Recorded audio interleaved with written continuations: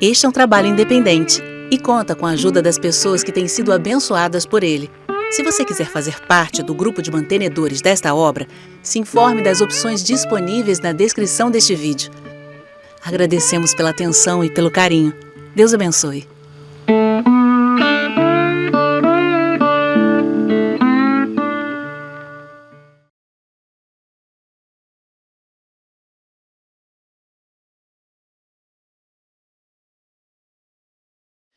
A gente viu que Romanos capítulo 9 é um capítulo importante. Ele não defende a teologia calvinista, né? Muito pelo contrário. Eu costumo dizer que Romanos 9 é o ápice da argumentação de Paulo contra a ideia determinista. Porque se tem alguém na terra que poderia pensar que fazia parte do povo eleito e que por causa disso estava predestinado à salvação, era o povo judeu. Se é que tem alguém que pensa que pode pensar isso, este povo seria o povo judeu. Mas o capítulo 9 de Romanos é o ápice da argumentação de Paulo contra essa ideia. Ao longo do livro de Romanos, Paulo vem demonstrando que Deus não faz acepção de pessoas, que a sua ira se manifesta do céu contra qualquer homem que detém a verdade pela injustiça, independente se é judeu ou se é gentil, e que da mesma forma este mesmo Deus justifica pela fé tanto o judeu quanto o gentil.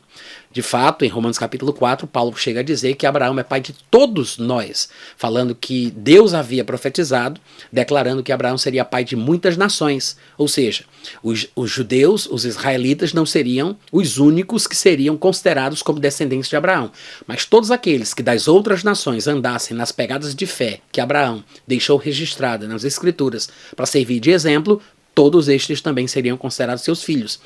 E assim, nessa linha de raciocínio, é que quando Paulo chega em Romanos capítulo 9, ele, sabendo já do que vai falar, ele não vai fugir do tema do qual ele vem tratando ao longo do livro de Romanos. Judeus e gentios o tempo inteiro, né, e contrastando as obras da lei e a salvação pela graça e pela fé, mostrando que não há distinção, não há acepção, etc. e tal. E quando chega no capítulo 9, ao introduzir o assunto, mais especificamente sobre o qual ele quer falar, ele vai tratar sobre a eleição corporativa da nação de Israel e a rejeição individual de alguns que não creram. Paulo vai falar sobre a responsabilidade individual para fazer parte do povo eleito ou para perder a bênção desta eleição. E aí, ao introduzir o assunto do versículo 1 ao versículo 5, como a gente já viu, Paulo demonstra uma constante dor, uma tristeza profunda no seu coração, porque ele vai falar dos israelitas. É o que Paulo diz muito claramente, não tem como a gente contestar, isso é um fato, está escrito. Não vou nem repetir a leitura, vocês já sabem, a gente já fez isso várias vezes aqui, mas do versículo 1 ao versículo 5, ele demonstra que vai falar sobre os israelitas, e a dor do seu coração, e a tristeza que ele sente, é porque pertencendo-lhes todas estas bênçãos, tudo isso sendo uma espécie de herança espiritual destinada ao povo de Israel, o povo eleito, o povo escolhido, eles estavam perdendo a bênção, e Paulo vai deixar bem claro que era por causa da incredulidade.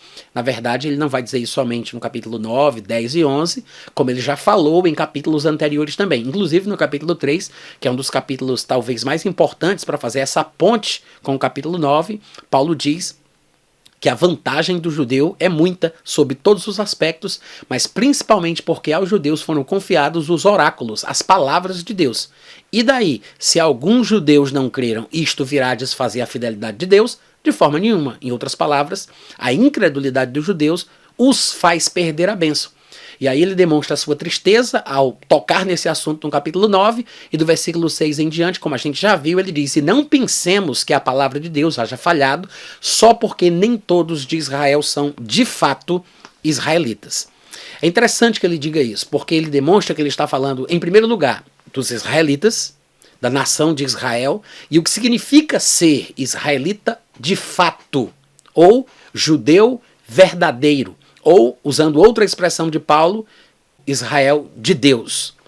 Todas essas três expressões, Israel de fato, judeu verdadeiro, Israel de Deus, são expressões usadas por Paulo, e como a gente é familiarizado com a teologia de Paulo, a gente sabe o que ele quer dizer. Ele está apenas se repetindo em lugares diferentes. Lá em Romanos capítulo 2, versículo 28 e 29, ele diz: porque judeu não é aquele que o é apenas por fora, e circuncisão não é aquela que o é na carne. Judeu, porém, é aquele que o é por dentro, e circuncisão a que é no coração. Então Paulo está dizendo, já para começar já na partida ali do capítulo 9, a gente até já tratou sobre isso, talvez não com as palavras que eu estou proferindo agora, mas a gente já tratou sobre esse assunto. Paulo já está falando ali logo de cara, né, já na entrada do capítulo, logo depois da introdução, depois do versículo 5, ele já diz que há uma separação entre israelitas e israelitas. Porque ele diz, nem todos de Israel são de fato israelitas. Então ele está falando sobre a nação de Israel, ele tem uma tristeza porque essa nação como um todo perdeu a bênção, mas nem todos estão na condição de reprovados ou rejeitados. Alguns da nação de Israel são abençoados, foram eleitos, porque se encaixaram num padrão de escolha divina, porque Deus tem os seus critérios. Deus pode estabelecer critérios pelos quais ele elege ou rejeita alguém, pelos quais ele tem misericórdia de alguém ou endurece alguém. Deus tem os seus critérios, afinal de contas Deus é uma pessoa, ele não é uma força, não é a natureza. Deus é uma pessoa, tem coisas que ele gosta e coisas que ele não gosta, e ele se relaciona com os homens de forma pessoal. É por isso que em algumas ocasiões, tentando expressar esse sentimento pessoal no relacionamento com os homens, os profetas falam numa forma muito humanizada, dizendo, Deus se arrependeu disso, desperta a minha memória, e lembrou-se Deus de não sei o que, de Noé, Então, mas o que eu quero dizer é que Deus se expressa de uma forma que a gente possa entender, né? Simples assim. Deus está tentando se fazer entender, mas isso demonstra que o relacionamento de Deus com o ser humano é pessoal, porque Deus é uma pessoa, ele não é uma coisa, uma força, não é um ser impessoal, etéreo, volátil, não tem nada a ver. Deus é uma pessoa que gosta de coisas e não gosta de outras. Ele se ira, ele ama, ele abençoa, ele amaldiçoa, ele endurece, ele tem misericórdia, ele salva, elege e rejeita. Né? E também mata e lança no inferno, como a Bíblia diz. Agora, Deus não pune sem motivo, como Paulo explica muito bem lá em Romanos capítulo 13, quando ele fala sobre os policiais, os magistrados, as autoridades, dizendo que, como ministros de Deus, vingadores, eles não trazem a espada sem motivo, porque para representar a Deus como um punidor, um vingador, ele tem que usar a sua arma, no caso da época lá era uma espada, hoje em dia é uma pistola, é um fuzil, né, um 765, um 766, mas o fato é que as autoridades têm que ter alguma coisa para estabelecer a ordem, para demonstrar força, porque são representantes de Deus e não é sem motivo que eles trazem o elemento vingativo ou punidor. Ou seja, se os representantes de Deus não punem sem motivo, da mesma forma, Deus pune, mas tem que ter um motivo. Não é de forma arbitrária, como um déspota, um ditador. Se Jesus compara até mesmo a atitude de um pai humano que é mau com Deus, como é que a gente vai desprezar esses exemplos da natureza, da criação, das relações humanas, como um reflexo da natureza e do caráter de Deus? Porque Jesus disse, vós que sois maus, sabeis dar boas dádivas, boas coisas aos vossos filhos, porque qual é o filho que pede o pão e você dá pedra, pede peixe você dá cobra, pede ovo e dá escorpião, né? Uma coisa mais ou menos assim. Qual é o pai que o filho pedindo uma coisa desse tipo, o pai vai dar outra totalmente diferente, perversa? Ninguém faz isso. Aí Jesus diz, se vocês que são maus sabem dar boas coisas para os seus filhos, quanto mais o vosso Pai Celeste não vos dará boas coisas aos que lhe pedirem. Outro evangelho diz, quanto mais o Pai Celeste não vos dará o Espírito Santo àqueles que lhe pedirem. Porque o Espírito Santo também faz parte do pacote das coisas boas que Deus tem para dar, né? Mas é interessante que num evangelho registre o Espírito Santo e no outro Jesus simplesmente generalize dizendo coisas boas de uma forma geral. Mas o que é interessante é a comparação que Jesus faz com os pais humanos, que segundo ele são maus, com Deus. Se um pai que é mau dá o que é bom, como é que Deus que é bom vai dar o que é mau? É profundo isso, né? Como é que um pai que é mau dá o que é bom?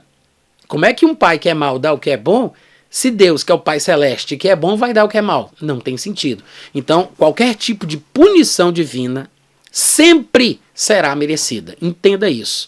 Não é de forma arbitrária, na eternidade passada, né? Como diria Raul Seixas, na beira da piscina, olhando os simples mortais, das alturas fazem escrituras e nunca nos perguntam se é pouco demais, né? Que se lasque, eu faço o que eu quiser, quem é Deus aqui sou eu, se eu quiser que você vá para o inferno, você vai, não importa o que você crê, o que você faça, o que você pense, eu é que decido, eu é que estabeleço. Não é assim, tá? Isso é diabólico, é filosofia determinista pagã e vem de fora. Isso não faz parte da igreja, não é conceito bíblico. Esta leitura, ela foi inserida, é um corpo estranho, ela foi construída teologicamente de forma artificial dentro da igreja e hoje, infelizmente, por causa disso, porque alguns sequestraram versículos da Bíblia e também pela influência da Bíblia Vulgata de Jerônimo, que era militante e partidário dos pensamentos de Agostinho, nós acabamos tendo versões que nos induzem ao erro, fazendo a gente pensar que há algum texto da Bíblia que corrobore esse pensamento determinista pagão, mas não tem. Então, para cada texto, para cada versículo, é preciso você ter consideração sobre aquele texto, se debruçar sobre ele e estudar o texto, ver a história específica do texto e ver realmente qual é a resposta que a gente vai ter ali. Porque, infelizmente, até mesmo o texto bíblico foi alterado por causa da influência pagã inserida na comunidade cristã através do padre católico chamado Agostinho, que é o fundador da Igreja Católica Apostólica Romana, né? Fundador, assim, considerado, né? Ele é o patrono da Igreja Católica, porque a teologia católica foi estabelecida basicamente por ele. Paulo está dizendo aí que nem todos de Israel são de fato israelitas. Então ele divide Israel no meio. Há dois tipos de Israel. E a gente já sabe que o exemplo que ele vai dar com Isaac e Ismael, com Jacó e Esaú, é para corroborar o argumento. Nem todos de Israel são de fato israelitas. E aí ele vai demonstrar, através das histórias que os israelitas conheciam bem, que essa divisão já estava sendo profetizada através de alegorias, porque é isso que Paulo chama o nascimento de Isaac e de Ismael, de Jacó e de Esaú. A gente viu em Gálatas capítulo 4, do versículo 21 ao versículo 25, se eu não estiver enganado. Paulo ele diz que o nascimento de Isaac e de Ismael são alegorias, são duas alianças. As duas mulheres, Agar e Sara, representam duas alianças. Então, o que significa é que um nasce do espírito e o outro nasce da carne. Isso quer dizer que não é porque os israelitas descenderam fisicamente, porque são descendentes físicos de Abraão, Isaac e Jacó, que serão considerados automaticamente seus filhos e herdeiros da bênção e estarão salvos, não importa o que façam, só porque tiveram a sorte de nascer dentro do povo eleito. Se tem um povo na face da terra que poderia se considerar eleito e assim predestinado para alcançar a salvação de forma automática por uma determinação divina, né? Se tem um povo, esse povo seria o povo judeu. E aqui Paulo, no ápice da sua argumentação para mostrar que Deus não faz acepção de pessoas, ele diz em Romanos 9 que isso não existe. Mostrando que dentro de Israel, que é o povo eleito, existem aqueles que são eleitos e aqueles que são rejeitados. Então tem os eleitos dos eleitos. Porque o povo eleito foi escolhido com o objetivo de fazer com que essa palavra alcançasse todas as nações da terra. O povo judeu não foi escolhido para ser salvo automaticamente, mas a principal função da escolha de Israel é para que por meio dele a salvação chegasse aos povos da terra. A salvação vem dos judeus.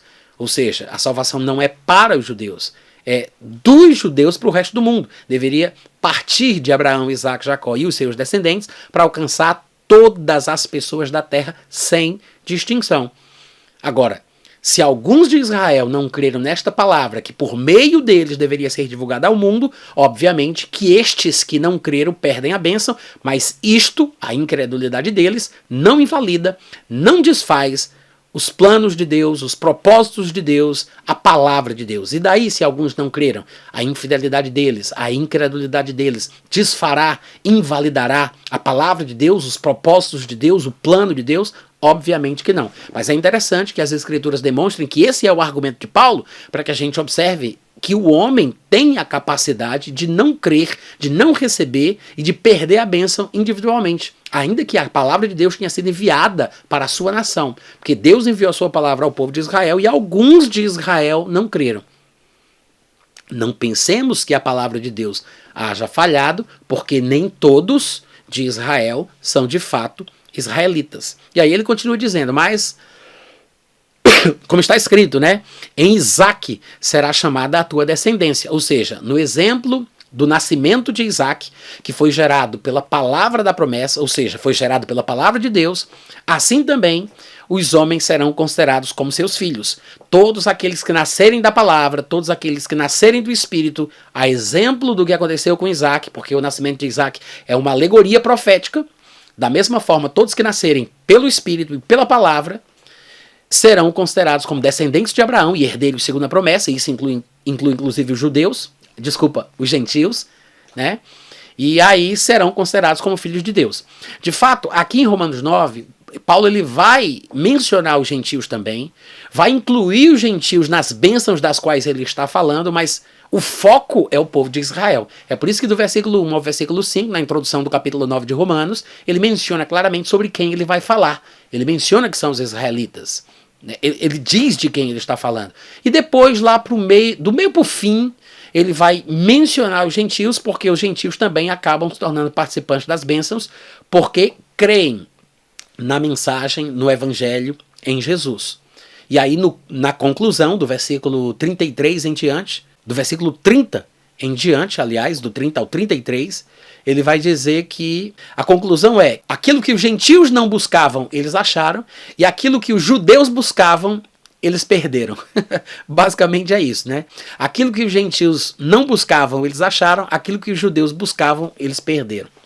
Basicamente. Que diremos, pois, que os gentios que não buscavam a justificação alcançaram ela, porque é a justificação que decorre da fé, e Israel, que buscava uma espécie de lei de justificação, não chegou a atingir essa lei, porque não decorreu da fé, e sim como que das obras. Tropeçaram na pedra de tropeço. Como está escrito, eis que põe em Sião uma pedra de tropeço, rocha de escândalo, e aquele que nela crê não será confundido. A razão da confusão de Israel, do endurecimento de Israel e da rejeição de Israel, que são termos, estes três, tá? Confusão, rejeição, endurecimento e rejeição.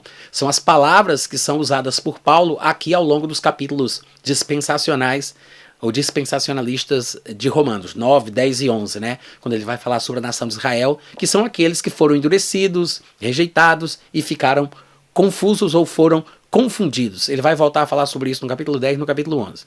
Mas são as expressões usadas para os judeus, que perderam a bênção pela sua própria incredulidade, pela sua obstinação em querer estabelecer a sua própria justiça, nessa mania besta de nunca se sujeitar àquilo que vem de Deus, sempre tentando estabelecer seus próprios meios, sua própria justiça e assim diante. Então, o primeiro exemplo, Isaac e Ismael. Primeira coisa, o primogênito é rejeitado e o mais novo é escolhido, o que já foge à regra.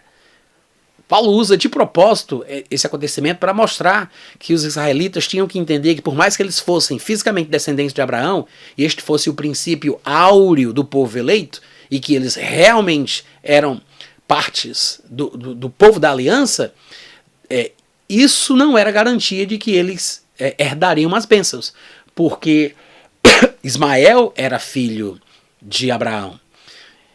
Da mesma forma, Esaú era filho de Isaac. E mesmo assim, 2 filhos de 2 patriarcas foram rejeitados e os 2 eram primogênitos, mas os mais novos foram escolhidos e os mais velhos preteridos. Por mais que os mais velhos, de acordo com o padrão legal do que se esperava, do comum, é que eles fossem escolhidos. Mas aí Deus surpreende fazendo isso na história da formação do povo de Israel, escolhendo os mais novos, mas o que é interessante é que Paulo diz que isso serviu de alegoria, muito provavelmente porque Deus já tinha em mente usar isso como uma mensagem profética para o tempo da nova aliança. Em outras palavras, Deus escolhe assim de propósito, com base em critérios particulares seus, para que isso sirva de exemplo do que ele vai fazer no futuro. E essa iniciativa de Deus e liberdade divina de escolher fazer como ele quer vai irritar, possivelmente, alguns dos judeus, companheiros, irmãos de Paulo segundo a carne. Que é por isso que logo depois de Paulo dar os exemplos que ele dá, Paulo vai discutir com a possível pergunta de um judeu revoltado, né, que poderia dizer, injustiça da parte de Deus, por que ele se queixa ainda? Quem jamais resistiu à sua vontade? Em outras palavras, Paulo está com essas perguntas tentando endereçar o judeu revoltado, que se sente injustiçado porque fazendo parte do povo eleito está perdendo a bênção, porque Deus simplesmente agora só quer salvar quem se encaixar no padrão da nova aliança, que tem que crer em Jesus, que não vai ser pelas obras, que não é mais baseado na minha hereditariedade, né, na questão genética. E aí é isso que faz qualquer judeu se revoltar, porque ele acha injusto que um gentio seja considerado igual e que o gentio possa ser salvo sem sequer se circuncidar, guardar o sábado, seguir a regra dietética dos judeus ou fazer qualquer outra coisa que o homem vem fazendo desde o dia que ele nasceu. Então o judeu revoltado fica se queixando de Deus. Claro que Paulo não disse que os judeus estavam fazendo isso, mas ele prevê o sentimento judaico. E todas as respostas que ele dá, né, a estas possíveis indagações, são indagações feitas por judeus revoltados, tá, gente? Ele não está tentando responder a um teólogo que não aceita o calvinismo, que acha injusto que Deus escolha um indivíduo para ser salvo e outro para ser lançado no inferno. Não é nada disso. Absolutamente nada disso. O ponto ali é o mesmo. Ele está falando sobre a questão dos israelitas. Como ele disse na introdução do capítulo, nem todos de Israel são de fato israelitas. Não pensemos que a palavra de Deus falhou por causa disso. Tem uma divisão dentro de Israel. Um vai ser escolhido, outro vai ser preterido. O que nasce da carne vai perseguir o que nasce do espírito, porque ele vai ficar com inveja, vai ficar com raiva, mas é o que nasce do espírito que vai ser considerado filho de Deus. Se a pessoa insistir em querer ficar ensimesmada, querendo se valer pelos seus direitos carnais, porque é descendente de Abraão, Isaac e Jacó, ou porque segue as regras da lei, esta pessoa vai perder a bênção. Vai ser rejeitada exatamente como foi Ismael, exatamente como foi Esaú. Os exemplos citados por Paulo nos nascimentos de Isaac e Ismael, Jacó e Esaú, é para isso. É para mostrar quem de Israel vai ser eleito, quem de Israel vai ser rejeitado. Qual o Israel de Deus? Quem é israelita de fato? Quem vai ser considerado como descendente de Abraão? Quem vai ser considerado dessa massa, dessa nação de Israel? Quem vai ser considerado como filho de Deus? Essa é a divisão de judeus e judeus. Ele está separando judeus de judeus. Depois ele vai inserir os gentios nessa equação, mas o objetivo dele primeiro é falar dessa divisão dentro da nação de Israel. Que é por isso que ele menciona descendentes, filhos de Isaac e filhos de Abraão e filhos de Isaac.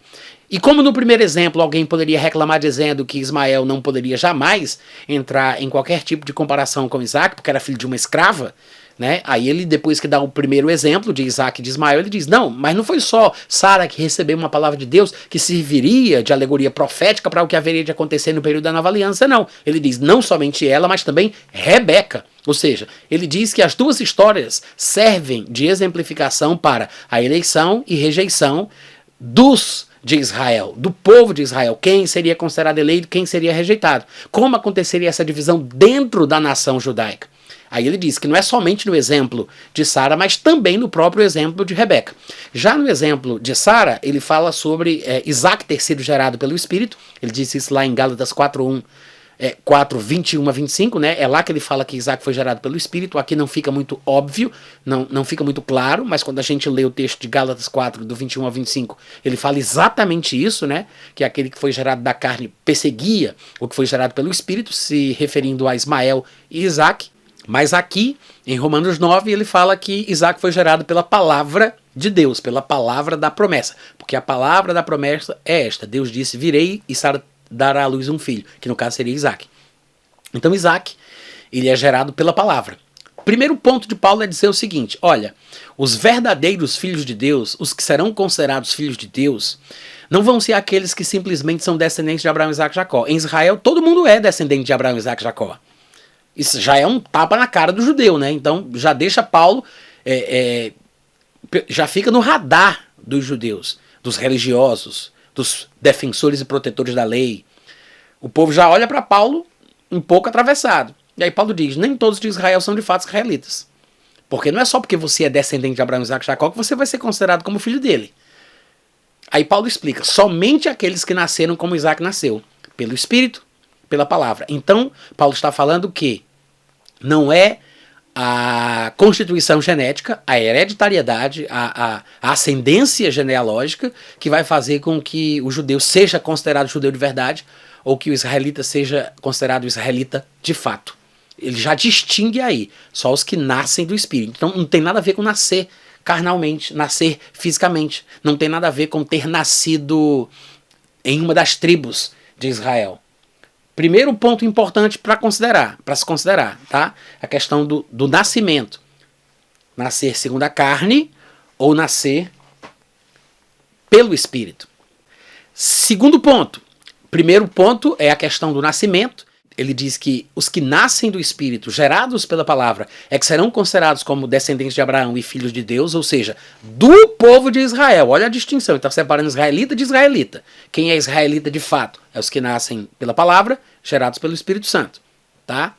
No exemplo de Isaac e de Ismael, é esse o ponto. No segundo ponto, que ele vai mostrar que houve também ali uma geração sobrenatural e que isso é um ponto alegórico profético que há de ser usado no futuro, porque ele continua o argumento e o raciocínio quando ele diz, e não somente ela, se referindo a Sara, né?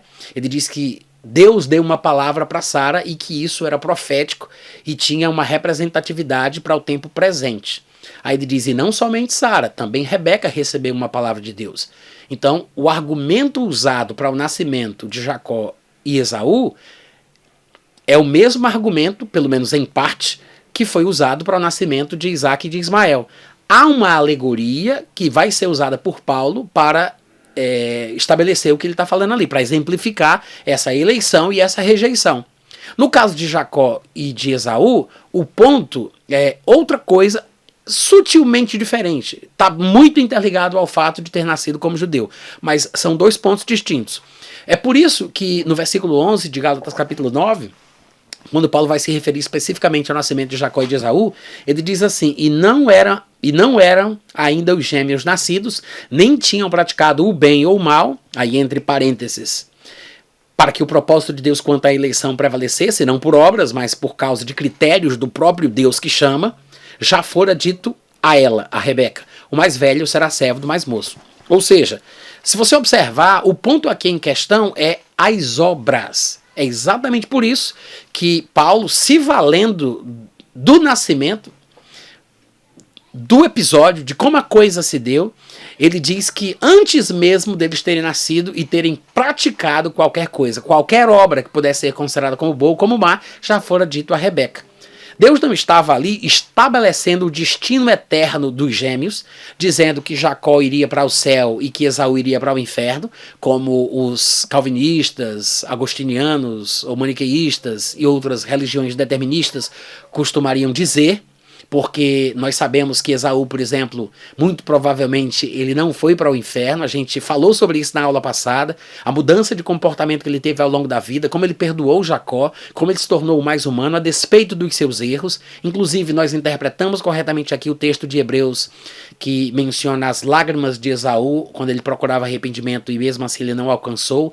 Não estava falando sobre um arrependimento que ele queria sentir, mas sobre o arrependimento do pai. Ele procurava que o seu pai mudasse de ideia, mudasse de sentimento em relação à bênção proferida para o seu irmão Jacó.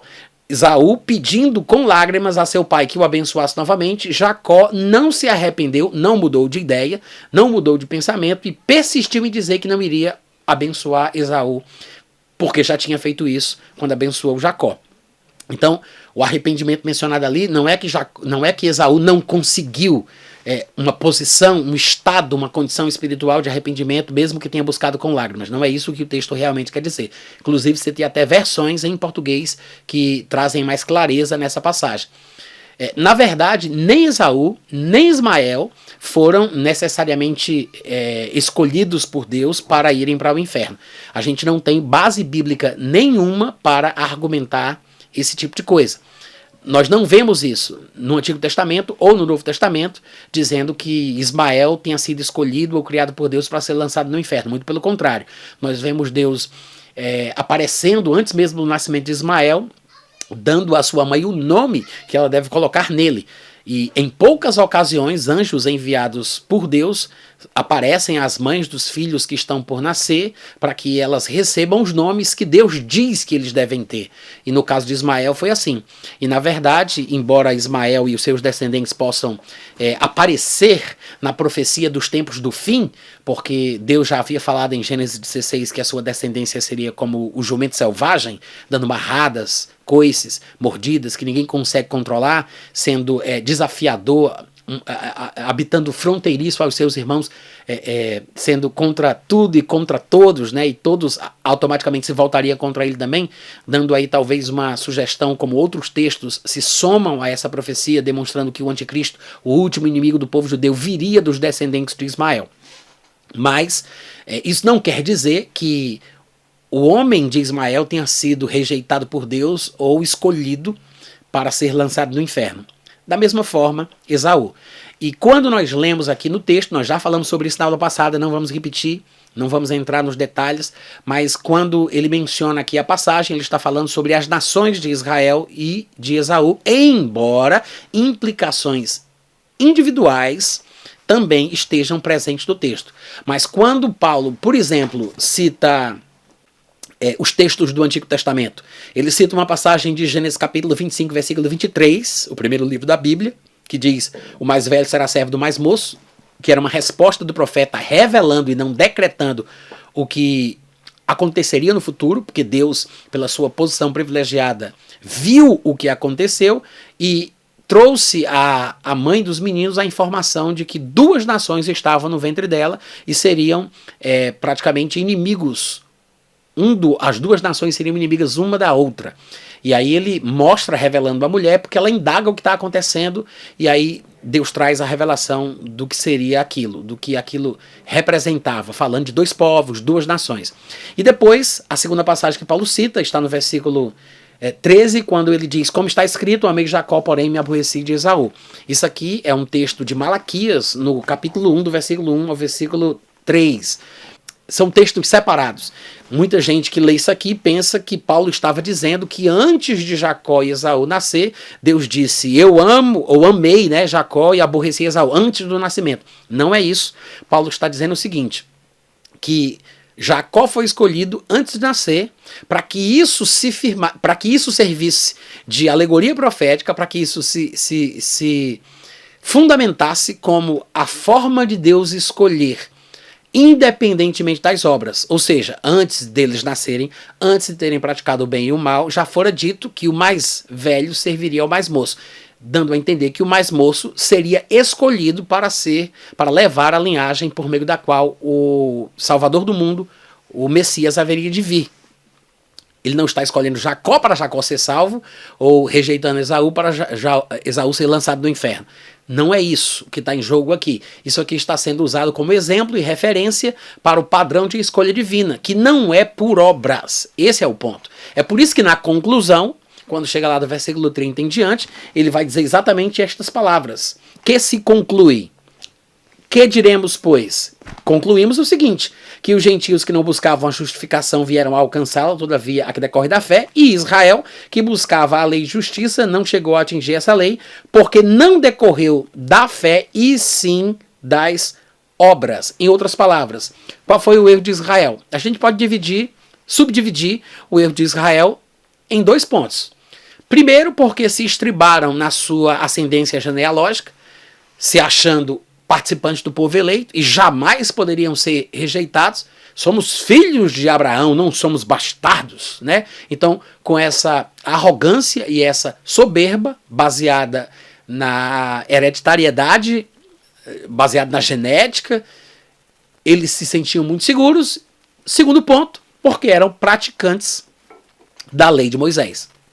E aí vem Paulo, com esses dois exemplos, dos dois momentos, dos dois nascimentos, ele demonstra que não é a descendência física e carnal que garante a eleição, e não é a prática das obras que faz com que a pessoa seja escolhida.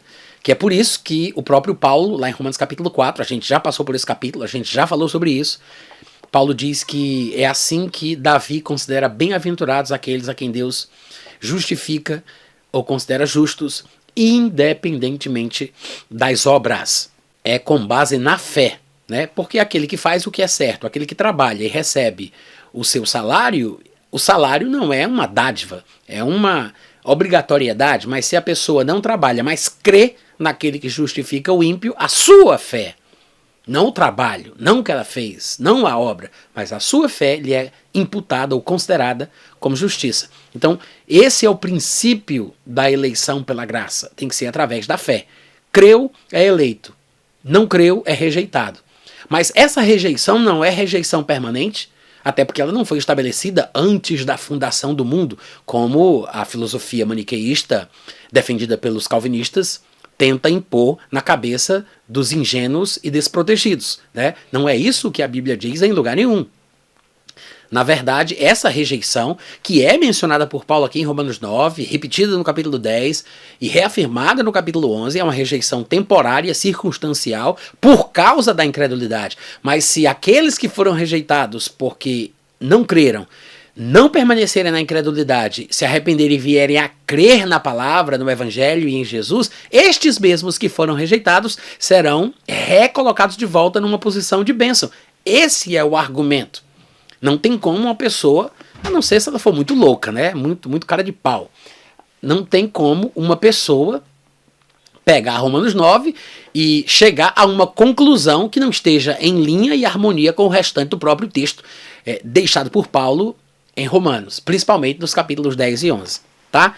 Então, o nascimento de Isaac e de Ismael e o nascimento de Jacó e de Esaú nos trazem estes exemplos, são usados por Paulo desta forma para demonstrar que dentro da nação de Israel, embora o povo de Israel seja um povo separado do resto do mundo, dentro de Israel tem uma separação ainda. Ou seja, o povo de Israel é considerado um povo de propriedade exclusiva de Deus.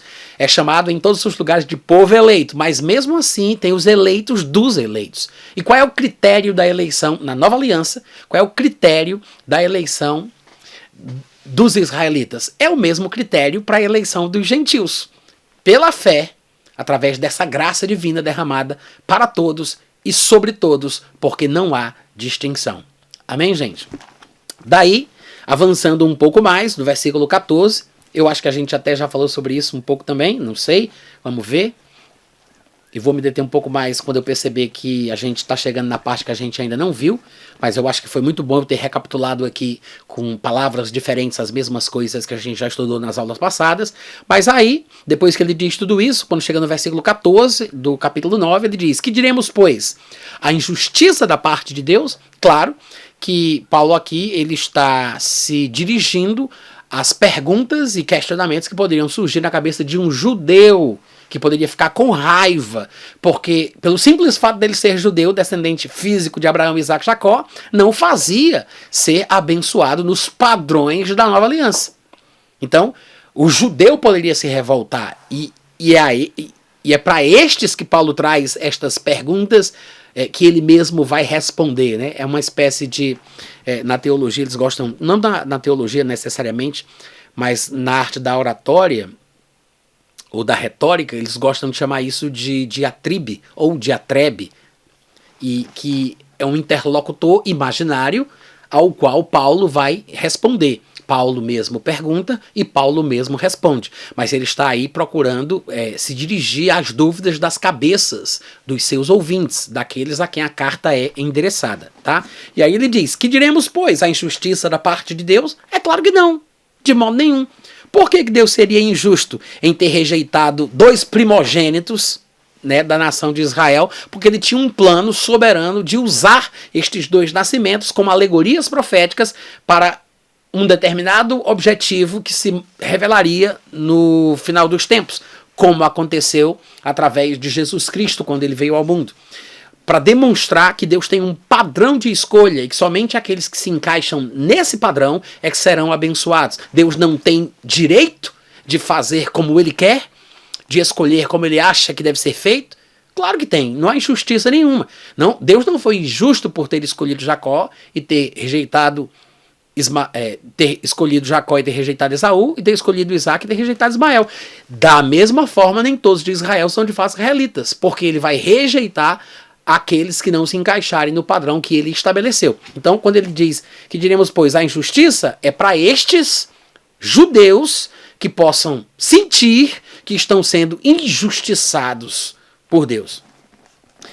Aí ele fala, de modo nenhum, versículo 15, pois ele mesmo diz a Moisés, então ele pega um texto lá do Antigo Testamento, que ele acha que é bastante conveniente e se adequa aqui ao contexto, falando que Deus disse a Moisés, terei misericórdia de quem eu tiver misericórdia. E aí ele diz, e compadecer-me-ei de quem eu tiver compaixão. Em outras palavras, eu vou ter misericórdia de quem eu quiser ter misericórdia. Eu vou ter compaixão de quem eu tiver compaixão e acabou-se a conversa. Deus não é obrigado a ter que fazer os seus gostos só porque você acha que Deus é obrigado a fazer o que você quer. Né? Não vai depender do seu querer, não vai depender das suas requisições, das suas reclamações. Você pode até achar que tem direito, mas você não entendeu direito o plano de Deus. Então, judeus poderiam estar esperneando, brabos, com raiva de Paulo, dizendo que isso era injusto, que não era certo, e os judeus rejeitavam Paulo exatamente por isso, porque ele igualava os judeus com os gentios, dizendo que ambos eram abençoados, aceitos e eleitos por Deus se simplesmente crescem em Jesus. Os judeus ficavam com ódio, fumando na quenga, como diz o outro. Eles achavam isso um absurdo, seria uma injustiça, um sacrilégio. E é por isso que queriam matar Paulo, né? Porque Jesus também, nesse mesmo espírito, ele tratava pessoas que eram desprezadas pelos judeus como ele achava que deveria tratar os homens. E os judeus que se achavam melhores e especiais acabavam sendo rejeitados porque, com base no seu privilégio e no seu pedigree judeu, ele achava que os outros deveriam ser rejeitados. Mais ou menos como Jesus retrata naquela parábola, né, do publicano e do judeu que vão orar, e o judeu, muito confiante na sua oração, diz, eu sei que eu não sou pecador como os outros homens, eu jejuo, eu dou o dízimo, eu não sou isso, eu não sou aquilo, eu não sou essa ralé, né? E Jesus diz que o outro que reconhecia a sua fragilidade, seus pecados, seus erros e tudo aquilo que ele fazia de ruim, Jesus disse, esse aí foi justificado e o outro não. O que era um absurdo para um judeu ouvir isso. Como é que um cara que nunca peca, aspas, como é que um cara que nunca pega, que só faz o que é certo, que é super religioso, não é justificado só porque diz a verdade das coisas que ele faz, né? E o outro que vive pecando vai ser justificado porque reconhece que pecou? Como é que pode um negócio desse? Não tem lógica, né? E daí é mais ou menos isso que Paulo está combatendo aqui. Essa atitude, esse sentimento vaidosa, arrogante, soberba por parte de alguns judeus, tá? Então ele diz, olha, Deus vai ter misericórdia de quem ele tiver misericórdia, ele vai ter compaixão de quem ele tiver compaixão. Versículo 16. Assim, pois, não depende do seu querer, da sua vontade, né, das suas reivindicações. Não depende de quem quer ou de quem pratica as obras da lei, de quem corre. Mas depende mesmo da misericórdia de Deus.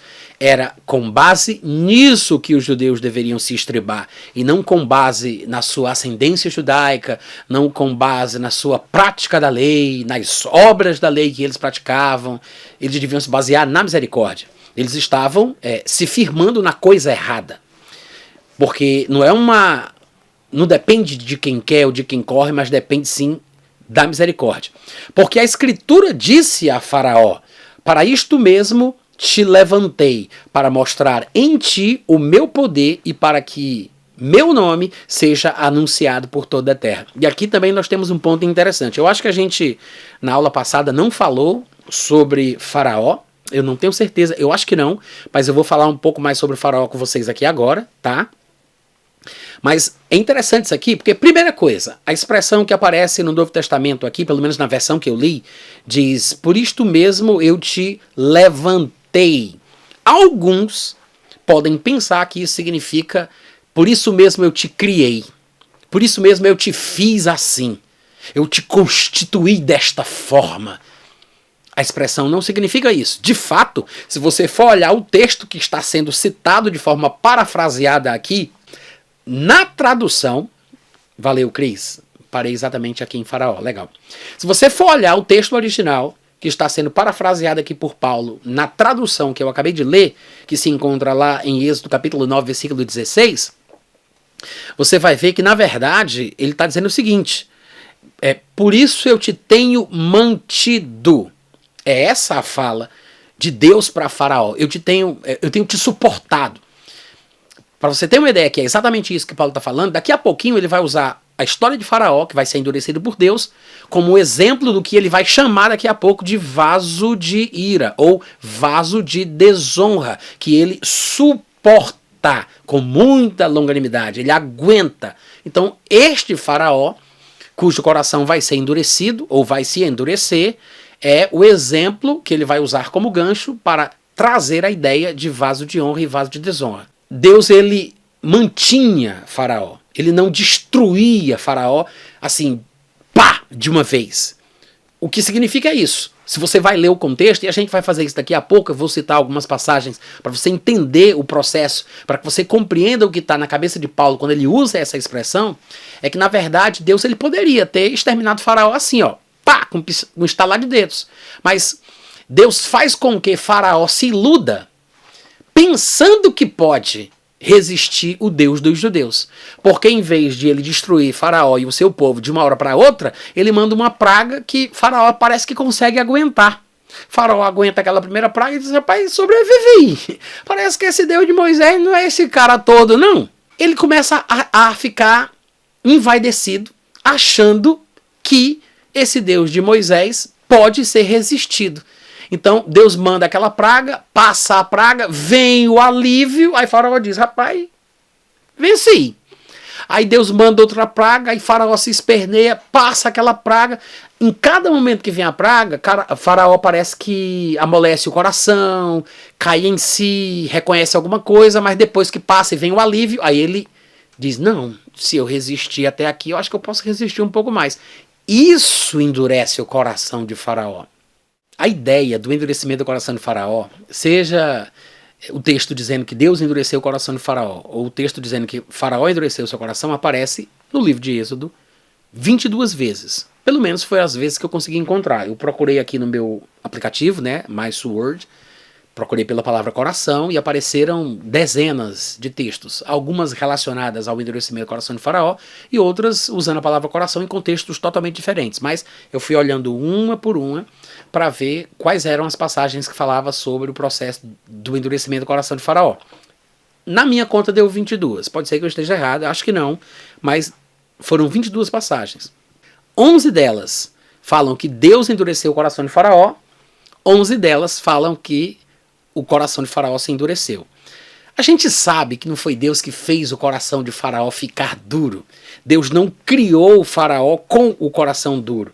Não é a ideia das castas calvinistas, dos eleitos e dos réprobos, como se Deus, na decisão de criar seres humanos, decidisse criar pessoas com corações duros que jamais se converterão e que serão destinadas à danação eterna. Não é nada disso, não é nada disso.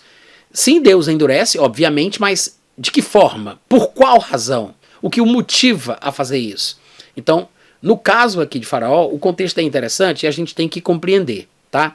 Em primeiro lugar, se você for olhar lá no livro de Êxodo, o que o livro registra a respeito do nascimento de Faraó, do ambiente onde ele convivia, das atitudes de Faraó, você observa que fica muito claro o fato de Deus dizer que já sabe que Faraó não deixará que o povo de Israel saia do Egito. Por exemplo, em Êxodo capítulo 1, no primeiro capítulo, no início da história, no versículo 10, está escrito assim: usemos de astúcia para com ele, para que não se multiplique, falando do povo hebreu. Se eu não me engano, essa fala aqui ela é atribuída ao faraó, pai do faraó com quem Moisés vai ter que lidar. Ou seja, era um faraó, mas era o pai do faraó com quem Moisés vai tratar, tá? Faleceu José, todos os seus irmãos, toda aquela geração, diz o versículo 6. Os filhos de Israel, no versículo 7, foram fecundos, aumentaram muito, se multiplicaram, grandemente se fortaleceram, de maneira que a terra se encheu deles. No versículo 8 diz: entremente se levantou um novo rei sobre o Egito, que não conhecia José. Ele disse ao seu povo, aos egípcios: eis que o povo dos filhos de Israel é mais numeroso e mais forte do que nós. usemos de astúcia para com ele, para que não se multiplique, e seja o caso que, vindo a guerra, ele se junte com os nossos inimigos e peleje contra nós e saia da terra. Olha aí, esse é o sentimento do pai do faraó com quem Moisés vai ter que lidar. Ele já está preocupado com a possível saída do povo da terra do Egito.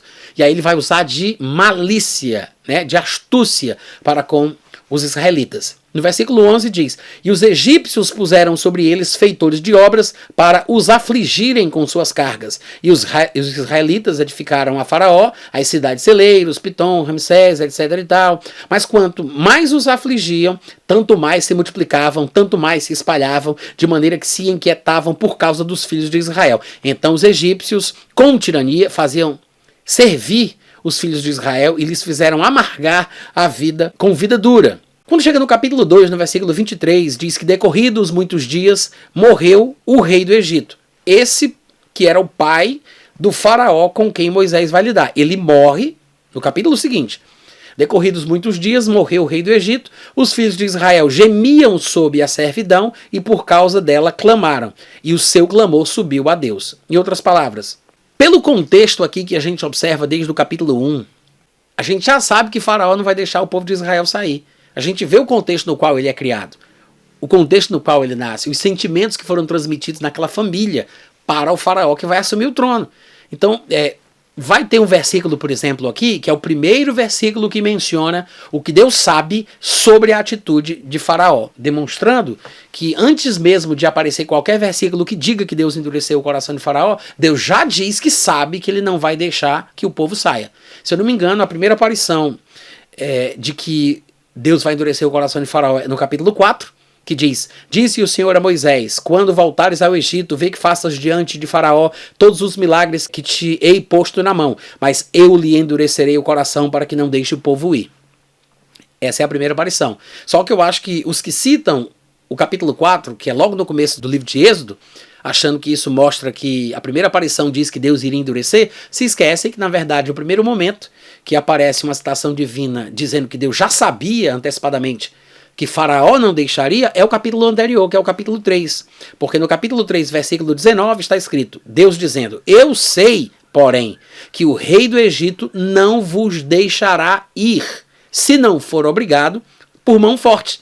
E aí, eu gosto de brincar dizendo o seguinte, ora, Deus disse que sabia, até eu sabia, lendo o capítulo 1, como a gente acabou de ler, né, a atitude, a malícia, a astúcia por parte do rei do Egito, pai do faraó com quem Moisés vai ter que tratar. Até eu sabia que ele não ia deixar o povo sair, até eu, que não tenho presciência nem nada, lendo o capítulo 1 já sabia, imagina Deus. O quanto Deus sabia o que estava no coração de Faraó. Porque como diz Atos capítulo 15, versículo 8, Deus é aquele que conhece os corações e dá testemunho. No caso lá de Atos 15, 8 é um testemunho positivo, mas aqui ele vai testificar contra Faraó ao longo de toda a história, como a gente já sabe.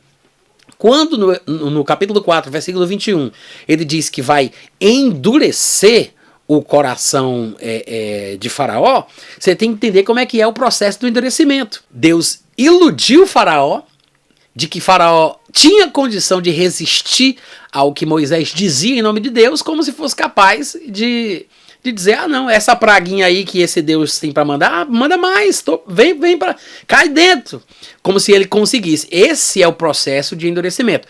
Obviamente que nessa condição, você tanto pode falar da perspectiva divina, dizendo que é Deus que está endurecendo o coração dele, porque Deus, conhecedor das atitudes de Faraó, sabendo o que ele pensa, o que ele sente, faz isso consciente de que Faraó vai se iludir achando que pode resisti-lo. E Faraó, pela sua atitude maliciosa, pela sua tendência carnal, ele mesmo decide que não vai dar o braço a torcer. Então, tanto você pode dizer que Deus endureceu o coração de Faraó, como você pode dizer que Faraó endureceu o seu coração.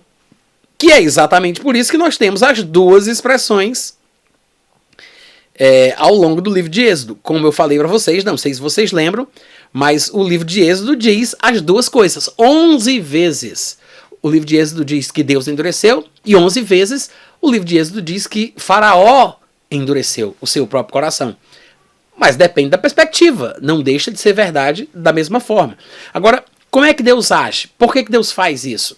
O exemplo que eu gosto de dar para explicar essa perspectiva divina, né, de fazer isso sabendo que Faraó vai resistir, achando que tem condição de resistir ao que Deus faz, às pragas que Deus manda, é porque Deus tem uma visão privilegiada. É como um enxadrista, um excelente jogador de xadrez, que ele consegue ver 10, 20 jogadas na frente. Ele joga como inexperiente, ele consegue ver as jogadas na frente.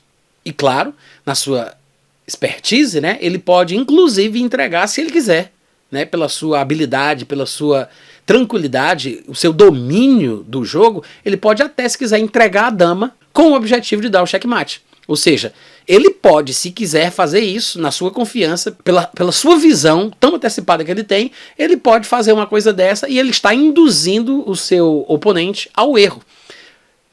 Claro que o próprio jogador ele vai ser responsabilizado pelas coisas que ele escolhe, mas ele não tem condição de perceber que as decisões que ele toma são insuficientes para vencer aquele jogo. Então é como se Deus, pela sua posição privilegiada, age de uma forma sabendo que aquela sua ação ela vai ser respondida de uma forma que ele já previu, porque ele conhece o que está ali no coração de Faraó. E isso vai endurecendo o coração de Faraó, né? Dá a Faraó a impressão de que ele pode resistir a Deus, e isso vai endurecendo o coração dele. Ele vai ficando cada vez mais ensimesmado. E Deus o suporta. Deus vai mantendo, aceitando, aguentando.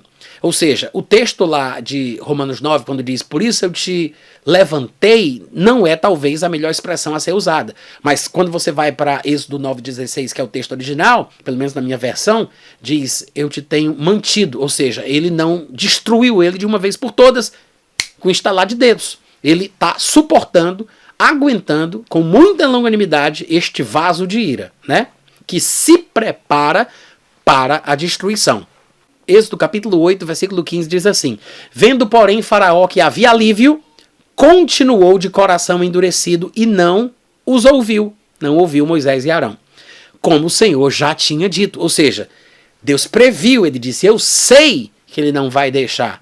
Ou seja, Deus sabia que ele iria resistir e Deus, de propósito, vai mandando pragas, escalonando a gravidade, o grau, a intensidade das pragas, mas de propósito sabendo que Faraó vai pensar que porque vem o alívio que ele consegue resistir. E isso vai endurecendo o coração de Faraó.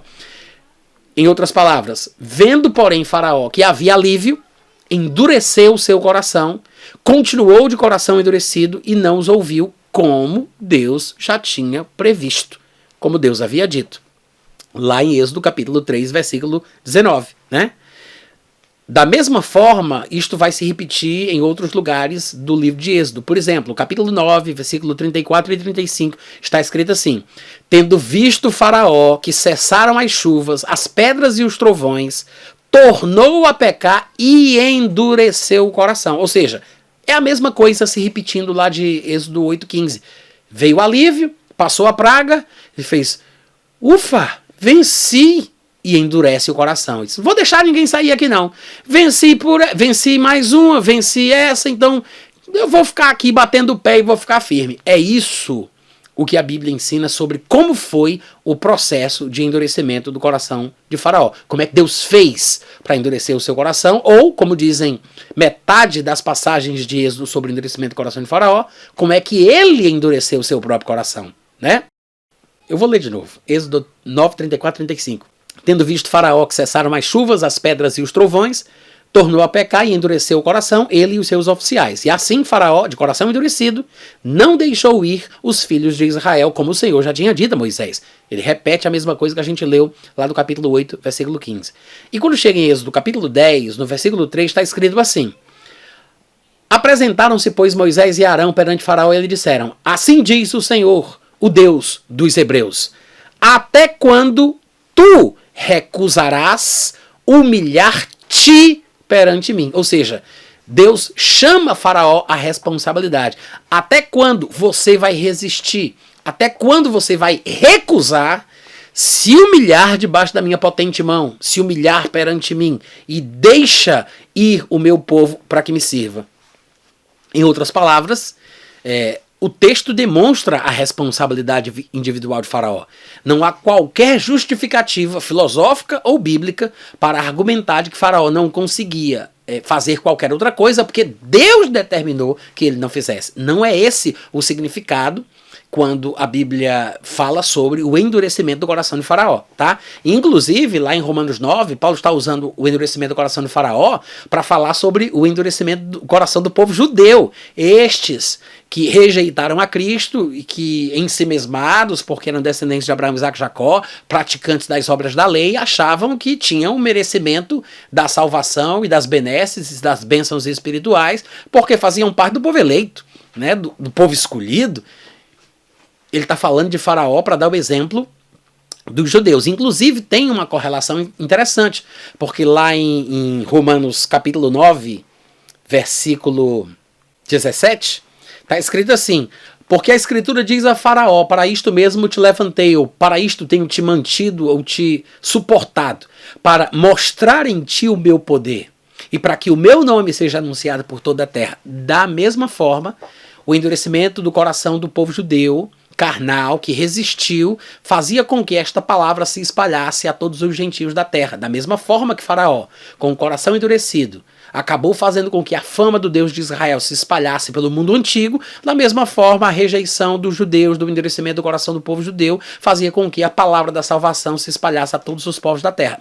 É um princípio, é a mesma coisa. É por isso que Paulo está citando Faraó, para falar sobre o endurecimento do povo hebreu. Tá? Então vamos voltar lá para a questão do coração, o endurecimento do coração de Faraó. Tem um versículo em Eclesiastes, capítulo 8, versículo 11, que eu acho que pode ser usado para se falar sobre essa questão do endurecimento do coração de Faraó, tá? Que mostra como é que é o funcionamento do processo, como é que se dá o processo do endurecimento do coração de um homem, de uma pessoa, inclusive o coração de Faraó. Eclesiastes capítulo 8, versículo 11 diz assim: visto como não se executa logo a sentença sobre a má obra, ou seja, a execução definitiva, né, a sentença de uma forma definitiva, o coração dos filhos dos homens está inteiramente disposto a praticar o mal. O que é que ele está dizendo? Que porque Faraó, vamos colocar aqui, personalizar para dentro da história de Faraó. Porque Faraó não foi punido de forma definitiva logo na primeira abordagem de Moisés e Arão como representantes de Deus, né? Porque ele não foi logo julgado e condenado ali no primeiro momento, o coração de Faraó se tornou inteiramente disposto a continuar na prática do mal. Foi ficando cada vez mais casca grossa, mais duro, mais resistente. Eclesiastes 8:11, tá? É este o princípio do endurecimento do coração de Faraó, tá? Para quem quiser depois conferir. Quais são as passagens de Êxodo que mostram que o coração de Faraó se endureceu e as passagens que mostram que Deus o endureceu? Vou ler todas para vocês aqui, tá? Eu disse que são 11 para cada lado, né? 22 ao todo. Êxodo capítulo 4, versículo 21. E eu não estou aqui considerando as passagens, por exemplo, que estão associadas ao contexto, que elucidam a questão do endurecimento do coração, como, por exemplo, Êxodo 3, que a gente viu, que mostra que Deus já sabia que ele não deixaria o povo ir. Eu não estou nem fazendo questão de procurar isso aí, não. Eu estou só citando as passagens onde a palavra coração aparece, de forma bastante explícita e direta. Êxodo 4:21 diz: disse o Senhor a Moisés: quando voltares ao Egito, vê que faças diante de Faraó todos os milagres que te falei, que te hei posto na mão, mas eu lhe endurecerei o coração para que não deixe o povo ir. Vocês já sabem o que significa isso, como Deus endureceu e porque Deus diz que ele tem participação no endurecimento do coração de Faraó, né? Êxodo 7:3: eu, porém, endurecerei o coração de Faraó e multiplicarei na terra do Egito os meus sinais e as minhas maravilhas. Êxodo 7:13. O outro lado da história agora. Os dois primeiros é Deus endurecendo e agora os próximos são Faraó endurecendo. Todavia o coração de Faraó se endureceu e não os ouviu, como o Senhor já tinha dito. Isso é Êxodo 7:13. Êxodo 7:14. Disse o Senhor a Moisés: o coração de Faraó está obstinado. Recusa deixar ir o povo. Êxodo 7:22. Porém, os magos do Egito fizeram também o mesmo com as suas ciências ocultas, de maneira que o coração de Faraó se endureceu, não os ouviu, como o Senhor já tinha dito. Êxodo 7:23. Virou-se Faraó e foi para casa. Nem ainda isso considerou o seu coração. Ou seja, ele não amoleceu o coração, continuou resistente, coração duro. Êxodo 8:15. Vendo, porém, Faraó que havia alívio, continuou de coração endurecido e não os ouviu, como o Senhor já tinha dito.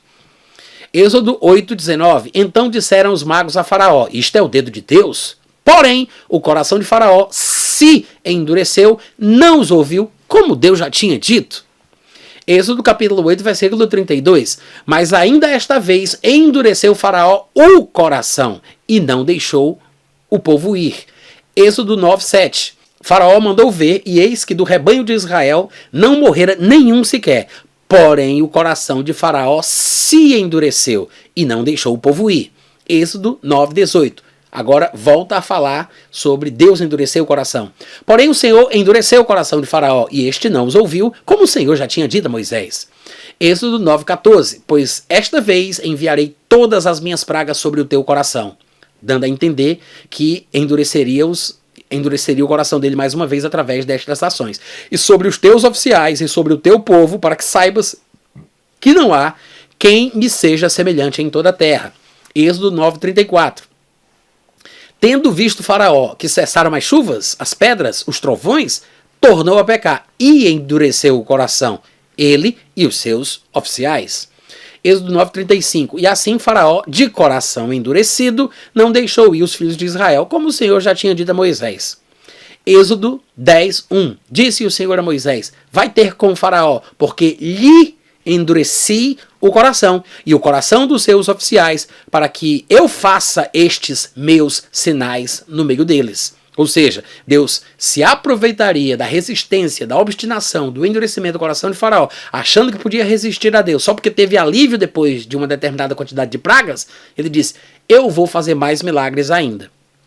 E aí ele continua. Êxodo capítulo 10, versículo 20.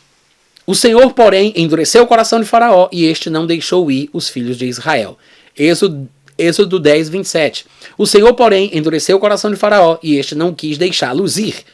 Êxodo 11, 10. Moisés e Arão fizeram todas essas maravilhas perante Faraó, mas o Senhor endureceu o coração de Faraó, que não permitiu saíssem da sua terra os filhos de Israel. Êxodo 15, 4. Endurecerei o coração de Faraó, para que os persiga, e serei glorificado em Faraó e em todo o seu exército, e saberão os egípcios que eu sou o Senhor. Eles assim o fizeram. Êxodo 14, 5. Sendo, pois, anunciado ao rei do Egito que o povo fugia, mudou-se o coração de Faraó e dos seus oficiais contra o povo, e disseram: que é isso que fizemos, permitindo que Israel nos deixasse de servir? Êxodo capítulo 14, versículo 8. Porque o Senhor endureceu o coração de Faraó, rei do Egito, para que perseguisse os filhos de Israel, porém os filhos de Israel saíram afoitamente. Êxodo 14, 17. Eis que endurecerei o coração dos egípcios para que vos sigam e entrem nele, no mar. Serei glorificado em Faraó e em todo o seu exército, nos seus carros e nos seus cavaleiros. Em outras palavras, aqui nós vemos como foi o processo de endurecimento do coração de Faraó. 22 vezes o livro de Êxodo fala sobre esse endurecimento, 11 delas atribuem o endurecimento ao próprio Faraó, e 11 delas o texto fala que é Deus que endurece. Mas o processo de endurecimento da parte de Deus a gente já entendeu. Ou seja, Deus deu a Faraó a ilusão de pensar que ele poderia resistir não executando a sentença de uma forma definitiva. Porque quando não se executa uma sentença sobre a obra maligna, o coração do homem se sente disposto a avançar e a fazer cada vez mais aquilo que é errado. Isso foi um engano, né, no qual Faraó foi preso. Deus endureceu o coração de Faraó nesse sentido. Não foi Deus que fez, seja duro, fique duro. Não, Deus conhecia o coração de Faraó. Deus viu que estava lá. Deus sabia como ele era. Antes de qualquer passagem que diga que Deus o endureceu, ou que diga que Faraó se endureceu, o texto já mostra que Deus sabia como ele era. Eu sei que ele não vai deixar. É o que Deus revela antes de qualquer coisa. E quando nós lemos o capítulo 1, a gente entende por que ele não iria deixar, né? Até nós, lendo o capítulo 1, mostrando o ambiente no qual aquele faraó foi educado e foi criado, até a gente sabia que ele não deixaria o povo de Israel sair. Era uma obstinação do pai deste faraó que o povo do Egito fosse escravo, que não saísse e ficasse lá. Aquilo estava incrustado no coração do faraó por causa do que foi passado de pai para filho. Tá? Romanos capítulo 9, versículo 17. Porque a Escritura diz a Faraó, né? Para isto mesmo te tenho mantido, ou como diz a minha versão, te levantei, para mostrar em ti o meu poder e para que o meu nome seja anunciado em toda a terra. Logo, Paulo conclui, versículo 18, tem ele misericórdia de quem quer e também endurece a quem lhe apraz. Nada mais justo do que ele ter misericórdia de quem ele quiser ter misericórdia. Claro que Deus vai endurecer a quem ele quiser endurecer e ele vai ter misericórdia de quem ele quiser ter misericórdia. E assim as pessoas têm que confiar na misericórdia de Deus para que sejam abençoadas e alcançadas. Porque se a pessoa for se valer da sua ascendência genealógica, como os judeus estavam fazendo, ou se elas forem se valer da prática das obras da lei, como os judeus estavam fazendo, elas vão perder a bênção. Porque não depende disso, de quem quer, de quem corre, do esforço, da ascendência. Depende da misericórdia. Esse era o segredo para ser participante da eleição da graça, que é o que Paulo vem discutindo aqui, tentando responder às rejeições, às indagações que os judeus poderiam ter em suas cabeças, pelo fato de Deus dizer que nem todos aqueles de Israel eram de fato israelitas, e que nem todos seriam considerados como descendentes de Abraão, nem todos seriam considerados como filhos de Deus. Mas Deus tem um critério, né? E aí ele dá o exemplo do endurecimento do coração de Faraó, porque ele mereceu, tá? Outra coisa interessante, ainda aqui sobre essa questão da misericórdia, do endurecimento e tudo mais, é que, deixa eu ver aqui, logo, versículo 18, Romanos 9, ele tem misericórdia de quem quer e também endurece a quem lhe apraz. Um pouquinho mais para frente, lá nos capítulos 11, acho que no 10 também, talvez, mas eu vou pegar aqui uns trechos do 11, Paulo vai dizer assim, ó. Eu vou ler desde o versículo 1 só pelo contexto, nem é o momento em que eu queria discutir com vocês o conteúdo do capítulo 11, a gente vai fazer isso depois, na sequência da nossa leitura, né, sem pressa, como a gente tem feito. Mas só para você se familiarizar com o contexto, né, caso alguém não lembre bem aí do capítulo 11, Paulo diz, será que Deus rejeitou o seu povo? Pergunto, pois, terá Deus porventura rejeitado o seu povo? Versículo 1 do capítulo 11. Ele diz, não, de forma nenhuma, de modo nenhum. Eu também sou israelita, da descendência de Abraão, eu sou da tribo de Benjamim, ou seja, isso prova que Deus não rejeitou o seu povo, porque eu faço parte do seu povo. Eu também sou hebreu, também sou judeu. Deus não rejeitou o seu povo a quem conheceu de antemão. Legal. Ou vocês não sabem o que a Escritura refere a respeito de Elias, como insta perante Deus contra Israel, dizendo, Senhor, mataram os teus profetas, arrasaram os teus altares, eu fiquei sozinho aqui, Senhor, e agora estão querendo tirar a minha vida. O que foi que ele disse? A resposta divina, não, Elias, você não está só. Reservei, guardei, preservei, protegi, para mim, 7.000 homens que não dobraram os joelhos diante de Baal. Eu acho que muita gente lê essa passagem, os calvinistas, e pensam assim, tá vendo aí como Deus ele separou aqueles que seriam salvos, aqueles que Deus faria com que fossem eleitos? Não é isso que ele está dizendo. Ele está dizendo que aqueles que não dobraram os joelhos, Deus preservou e não foram assassinados, não foram mortos. Tem várias situações lá no livro de 1 Reis, que demonstra isso. Inclusive, no capítulo 18, fala-se sobre Obadias, que preservava e salvava, protegia e alimentava profetas de 50 em 50. E depois, um pouco mais para frente, no capítulo 19, versículo 18, tem esse texto aqui que Paulo menciona, dizendo que Deus reservou os homens que não dobraram os seus joelhos para contradizer Elias, que dizia que estava sozinho, como se todo mundo tivesse sido assassinado. Ele não está falando aqui sobre eleição para salvação, ele está falando da preservação divina àqueles que têm a atitude correta que agradam a Deus. Aqui ele está falando sobre isso. Mas ele usa isso como exemplo para mostrar que, assim como ele, que era hebreu e não havia sido rejeitado, mas estava na graça, pela eleição da graça, ele estava usufruindo das bênçãos de Deus, da mesma forma, muita gente em Israel, que ainda que a maioria tivesse rejeitado pela carnalidade e tudo mais, uma porção dos israelitas estava sendo abençoada. E ele se cita como exemplo. E aí ele cita o texto do Antigo Testamento, mostrando a resposta divina para Elias, que pensava que estava só. Aí ele diz, assim pois, versículo 5, também agora, na nova aliança, no tempo de hoje, sobrevive um remanescente. Do mesmo jeito que naquela época, também hoje tem um remanescente. Segundo a eleição da graça. A eleição da graça. Aí ele diz, se é pela graça, né, gente, pelo amor de Deus, não é pelas obras da lei. Ele insiste, repetindo o mesmo princípio, que está em voga quando ele dá o exemplo lá dos gêmeos que haviam nascido e não tinham praticado o bem e mal, para que eles pudessem ser eleitos por causa de obras da lei. Ele usa essa questão apenas para elucidar este fato, né? E aí ele repete o tempo inteiro falando que não é pelas obras, como ele inclusive fala na conclusão do capítulo 9, a partir do versículo 30, que se conclui que não é pelas obras. Aí ele fala da eleição pela graça, e se é pela graça, não é pelas obras, do contrário, a graça já não é graça. Versículo 7, que diremos, pois, o que Israel busca, isto não conseguiu, mas a eleição da graça o alcançou. Ou seja, a eleição da graça chegou em Israel por meio de Jesus Cristo, o Messias profetizado no Antigo Testamento. Mas o restante, os outros foram endurecidos. O que Israel buscava não alcançou, embora a graça de Deus tenha alcançado Israel. Quem recebeu a graça divina foi abençoado. Quem não recebeu e ainda tentou se firmar na sua ascendência genealógica ou na prática das obras de Moisés, perdeu a bênção. Estes foram endurecidos, que é o que está escrito aqui, né? O que Israel busca não conseguiu, mas a eleição o alcançou, e os que, obviamente, não foram eleitos na graça, foram endurecidos. Aí ele vai dizer que Deus lhes deu como punição espírito de entorpecimento, aquela coisa toda.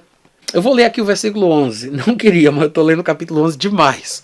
Ele vai dizer que eles não tropeçaram para que caísse, né? Não foi esse, não é essa a argumentação de Paulo, não é esse o objetivo. Ele não quer dizer que eles foram rejeitados de forma permanente, é uma rejeição temporária, que pela transgressão deles, na verdade, acabou que os gentios foram salvos, né, como está aí no versículo 11, e que inclusive isso se torna útil para a própria salvação dos judeus que foram rejeitados, porque gera ciúmes. E aí é por isso que ele diz no versículo 13 o seguinte, Romanos 11, dirijo-me a vós outros que sois gentios, visto que eu sou apóstolo aos gentios, eu glorifico o meu ministério para ver se, desta forma, de alguma maneira, eu consiga causar ciúmes nos do meu povo e salvar alguns deles. Ou seja, estes do povo dele, que ele acabou de falar no versículo 7 do capítulo 11, que tinham sido endurecidos, e que lá no capítulo 9 ele já falou que tinham sido confundidos, né? Ele diz que estes que foram rejeitados, eles poderiam ser salvos se eles aceitassem se eles aceitassem o trabalho de Paulo tentando causar ciúme no coração deles, né? Se eles fossem alcançados e tocados com este esforço de Paulo, porque Paulo estava fazendo isso, glorificando o seu ministério entre os gentios para causar ciúme nos judeus, para que eles acabassem aceitando a verdade do evangelho e assim fossem salvos, né? Então você observa que a possibilidade da salvação deles é um fato, não é uma rejeição definitiva, como crê, por exemplo, o maniqueísmo cristão, que é o calvinismo. No versículo 15, se o fato de terem sido eles rejeitados porque queriam receber as bênçãos por causa da sua hereditariedade judaica e por causa das práticas da lei de Moisés, se o fato de terem sido eles rejeitados trouxe a reconciliação ao mundo, o que será o seu restabelecimento? Ou seja, foram rejeitados? Foram. Mas podem ser restabelecidos? Podem. Ele acabou de dizer aqui, né? E claro aí que ele vai falar aquela questão toda de terem sido cortados pela sua incredulidade, mas podem ser reinseridos novamente. Mas o que eu quero ler aqui mais pra frente é como ele vai concluir esse bloco lá no versículo 28. Ele diz: quanto ao evangelho, eles são inimigos por vossa causa, porque os gentios estavam sendo aceitos E eles ficavam indignados como é que os gentios que não praticavam a lei de Moisés e que não eram descendentes de Abraão, Isaac e Jacó e nem estavam sendo convertidos ao judaísmo, né, através do proselitismo, eles não eram prosélitos, eles não estavam se circuncidando e observando os costumes da lei, como é que os judeus, como é que os gentios poderiam ser aceitos assim, de graça, sem ter que fazer nada? E isso fazia com que os judeus fossem inimigos deste evangelho abarcador, né, que aceita e recebe todos os homens. Então, quanto ao evangelho, eles são inimigos por causa de vocês gentios, quanto, porém, à eleição, eles são amados por causa dos patriarcas. Ou seja, é assim como nós devemos considerar os israelitas, né, inimigos amados. Inimigos porque odeiam que os gentios sejam salvos da forma que são, mas são amados porque deles são os patriarcas e deles descende o Cristo. E somos devedores aos judeus porque nos tornamos participantes dos seus valores espirituais, como Paulo explica lá mais para frente no capítulo 15, versículo 27 desse mesmo livro. E aí ele vai falar que os dons e a vocação de Deus são irrevogáveis, e no 30 ele diz, porque assim como vós também outrora fostes desobedientes a Deus, mas agora alcançastes misericórdia, à vista da desobediência deles, assim também eles agora foram desobedientes, para que igualmente eles alcancem misericórdia à vista da que vos foi concedida. 32. Porque Deus a todos encerrou na desobediência, a fim de usar de misericórdia para com todos. Estes que estão sendo mencionados aqui, que são os judeus que foram confundidos, endurecidos e rejeitados, estes judeus são aqueles que perderam a bênção. Só que quando Paulo usa Faraó para dizer que este é um exemplo de endurecimento, ele está mencionando ali a realidade dos judeus a quem ele se dirige. Ele está falando que eles foram endurecidos, eles foram confundidos, eles foram rejeitados, mas não é um endurecimento permanente e definitivo. Não foi um endurecimento decidido por Deus antes que houvesse mundo na eternidade passada. Não é nada disso. É um endurecimento do qual os judeus podem sair. Que é por isso que ele diz que ele tem misericórdia de quem ele tiver misericórdia e ele endurece a quem ele quiser endurecer. Só que Deus fez tudo isso para que ele pudesse derramar da sua misericórdia sobre todos, sem acepção. O que quer dizer, claro, ele está falando aqui sobre os judeus, que no capítulo 9 são os endurecidos em questão, né? Os protagonistas do endurecimento de Romanos 9 são mencionados aqui no capítulo 11 como aqueles para quem a misericórdia é destinada ou dirigida. Misericórdia para todos, inclusive para aqueles que eram os endurecidos. Olha que coisa linda. Como é que Romanos 9 poderia estar falando essa loucura que os calvinistas ainda insistem em querer acreditar, né? Então, assim a gente termina o bloco de Faraó e depois no versículo 19 ele vai dizer: tu, porém, me dirás, porque se queixa ele ainda? Pois quem jamais resistiu à sua vontade? Isso aqui ainda é o judeu com raiva dos argumentos de Paulo, mostrando que Deus não faz acepção de pessoas e que se ele insistir nessa ideia, ele perde a bênção. E aí, o judeu com raiva deste fato, de que a sua judaicidade não faz com que ele seja salvo automaticamente, de que não existe um povo predestinado para a salvação, e que fazer parte do povo eleito não significa que ele está automaticamente garantido nas bênçãos ou na salvação. Então isto pode gerar esse sentimento de indignação por parte de alguns judeus. E aí Paulo vai responder às perguntas que poderiam surgir na cabeça dos seus colegas judeus por causa do que ele está explicando sobre como Deus estabelece os seus critérios de salvação, de eleição e de misericórdia, tá? Mas Deus não está se queixando de nada, Deus não está fazendo o que eles estão ou estariam acusando Deus de fazer, né? Mas na próxima aula a gente continua, tá? E aí a gente entra profundamente nesse próximo bloco, que vai falar sobre os vasos de honra e vasos de desonra.